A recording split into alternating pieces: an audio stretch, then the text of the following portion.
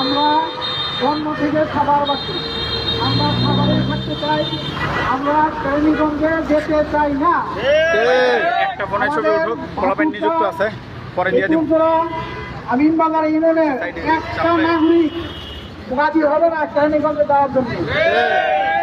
আর আমরা এই সরকারকে আমরা ট্যাক্স দিই, সরকার করেন বলে উদ্ধারি করে, সরকারের যে হাজার হাজার কোটি টাকা আমরা ট্যাক্স দিচ্ছি, আমরা ইনকাম ট্যাক্স দিচ্ছি, আমরা আমাদের এই জায়গা রেজিস্ট্রি করতে 50% জায়গা রেজিস্ট্রি করতে সরকারকে আমরা 50,000 টাকা দিয়ে আমরা জায়গা রেজিস্ট্রি করি।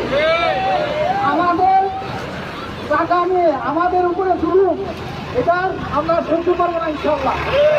আমি আশা করি এই ভাটুরটার প্রত্যেকটা মানুষ এখানে আমরা আজকে থেকে শুরু হইল এবং আমরা প্রয়োজনে আমরা রাস্তা অবরোধ করবো, কিন্তু আমাদের দাবি আদায় করে সর্ব ইনশাল্লাহ।